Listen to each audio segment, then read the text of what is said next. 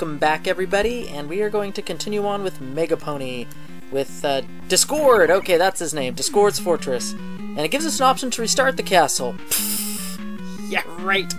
No, we're going to continue on and just, yeah, we're not going to restart the fortress. We're going to go on to stage 2, which actually is the dreaded underwater spike level of the bunch. Yes, this one is full of spikes, full of water, and full of death-defying leaps. So it gives you no illusions as to what you're getting into straight from the start. Here's some water, here's some spikes, here's some pits. Have fun! So just a couple tricky jumps, not too bad. Now the chimeras in this level are really not terrible, because the water physics actually make them a lot easier than they normally have been. Now, let's see if I can... Come on, I need to scroll this thing off the screen. Whew. Okay, there's a weapon tank there. If you want to get it, you got to come up from underneath from the left. So you go left through the false wall, and then you jump up from underneath. A couple more tricky jumps, not too bad though. Make sure you reach the apex of your jump before you start moving to the right. Ah, whatever. Here I take my time, and I make sure make sure all 4 shots are done before you actually go up and take a hit or shoot them. But yep, there we go. Because there's enough of a delay that you can get all your 6 shots in to kill them before they put up their shield. And that was dumb. There we go.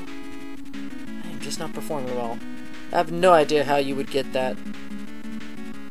Okay, there's a super tank that we saw that you passed. Just ignore it. Just keep going. Oh my gosh.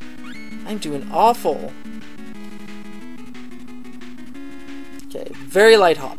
Very light hop. That's all you need. And this is kind of like a little maze. The wrong turn and you get sent back to the start, but it's not too bad. See? Easy. Now this is kind of counterintuitive, but you just kind of have to jump in and then keep pressing right. Yeah, very not intuitive at all. Another easy manticore, chimera, whatever the heck you call these things. Keep mixing them up. That arrow is there for no reason. I'm not really sure why they have an arrow there. It seems obvious that you should go right. And you're going to have to off from the side there. Okay, now this, I could not figure out how to get rid of these spikes without using a weapon. And so I'm using 2 apple buckers. And then again, you have to do it again, because your pellet shot is not going to reach down there, and if you fall down, you're going to die. So that's the only way I can figure out how to do it. That's the only place where I'm going to do Buster not only, and get rid of those spikes that way. And then, of course, switch back to my Buster and continue as normal. I just lost all benefits that small little health provided me. Okay, last challenge, a Manticore. And this one is the worst one of the bunch because he's on your level, and you don't have the water physics to help you out this time. Whew. This is really not... No, not the energy value I wanted going into this battle. Kind of wanted a full health bar, if not more. You know, a little less. I could accept a little less. But we have a ghost horse, or some such. And he, like, warps around and everything if you're far away from him.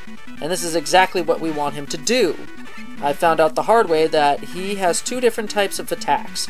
One, if you're far away, which is what he's doing, he just warps to the other side to get near you, which is what he really wants to do. He just wants to get near you.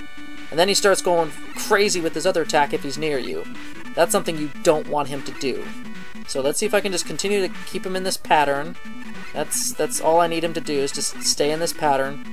Because otherwise it gets a little harder, and he starts summoning icicles from underneath, and then starts trying to slam down on your position. Not a good thing. And towards the end of the battle, he starts summoning a maelstrom and starts, you know, throwing icicles from the sky to land on you from above. All around, not a good situation and very hard to defeat. He's almost impossible, actually. I haven't really been able to figure out his technique. So this is like literally the only way I can figure out how to easily beat him. So just stay away, 1 shot at a time, don't get greedy. And that's it. That's all there is to this boss, if you keep your distance. If you don't keep your distance, you're going to see it in the outtakes. It was not a good scene. Okay, with that, we have 2 stages done, and I'm guessing 2 or 3 more left to go. So until the next Dischord stage, see y'all later.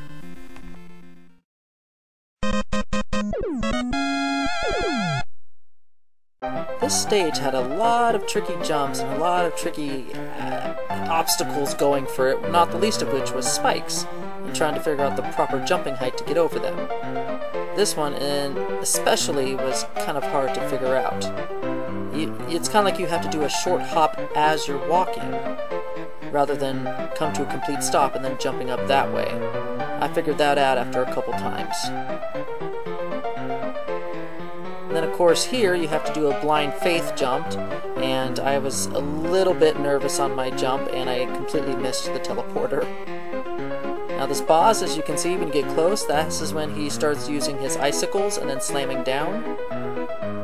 I mean, he seems to do them at set intervals, so I guess there is a point where you can guess where the icicles will show up and then just go between the two. But it's very hard based on his positioning. It's like it's right up beneath him, and then from there it travels out at set intervals.